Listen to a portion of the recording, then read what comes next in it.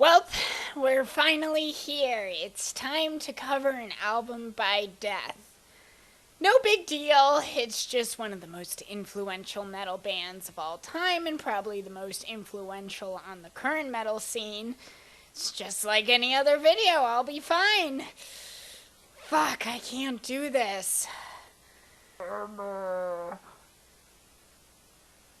Chuck Schuldiner? Emma, you have forgotten me. No, how could I? You have forgotten that, unlike many of my fans on the internet, I was pretty chill dude. And said I shouldn't be given credit for starting death metal because I was just one guy in one band.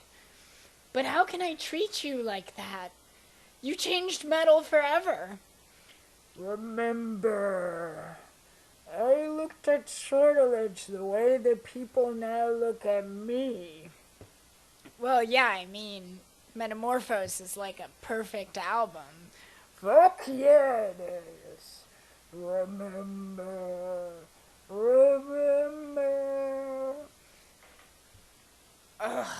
Well, no more edibles for me. Welcome to Daily Metal, where every day a different metal album gets dissected for your sadistic listening pleasure. I'm the heavy metal lawyer, Emma. And in this show, I'll talk about why the music in these albums is so good and where they fall in the history of music's most wretched genre. On August 31st, 1998, incomparable legends of death metal, Death, put out their seventh and sadly final album, The Sound of Perseverance. The Sound of Perseverance was the culmination of a 14-year career with 7 full-length albums, all incredibly consistent in quality, pretty much all considered classics today, from Scream Bloody Gore, credited as the first death metal album, to the biting critiques of religion on spiritual healing, to the legendary guitar solos on individual thought patterns, which, contrary to rumor, were not entirely improvised on the spot, but nevertheless are incredibly impressive. The Sound of Perseverance manages, perhaps forebodingly, to sound like a final album for the band.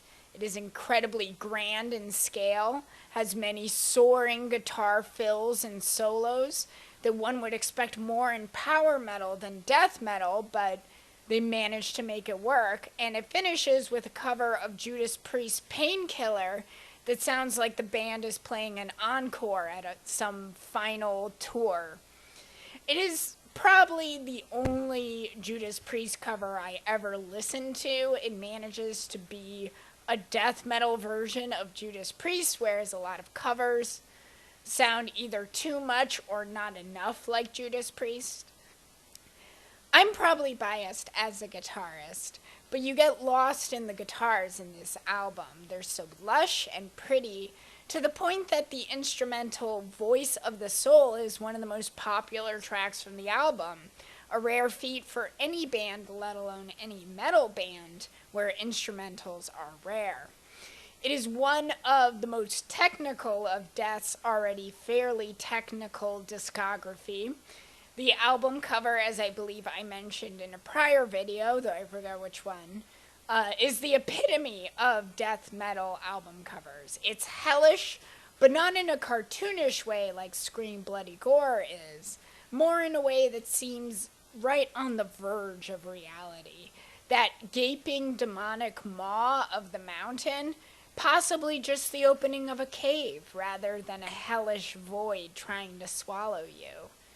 This sound of climactic finality could probably be attributed to Chuck Schuldiner's plans to put the band on hold and focus on his other band, Control Denied, a prog metal band.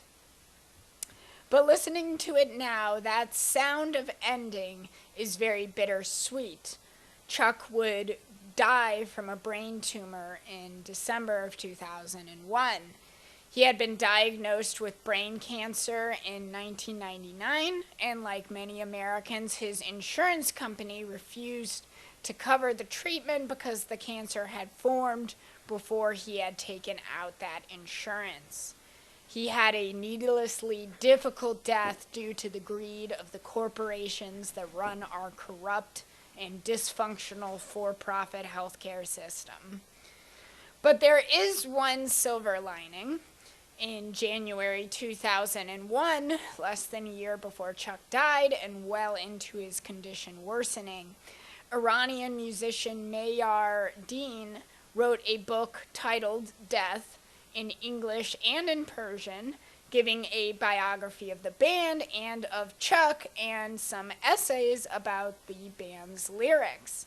Dean sent a copy of the book to Chuck, who in his own words was blown away by the book. And before he passed away, Chuck sent Dean a bunch of Death merch and music, which did initially get confiscated by the Iranian government, but Dean was able to get it back by explaining the philosophy of Chuck's lyrics to the Iranian Ministry of Culture, and I really wish I was a fly on the wall for that conversation of someone explaining the beauty and artistry of death metal to the Iranian Ministry of Culture. It's a really touching story, and I just hope by reading this book, for all of his humility, I mean, the thing at the beginning that I did as a joke, it is true that Chuck always said didn't like being credited as starting death metal. He said, he's just one person, but for all his humility, Chuck was able to understand, I hope he was able to understand before he died, how important his art was to so many people all around the world. So, which Death album is your favorite? Let me know in the comments, and if you like this video, please subscribe so you can find out what the metal album of the day is, why it is so brutal, and where it fits in the history of the genre.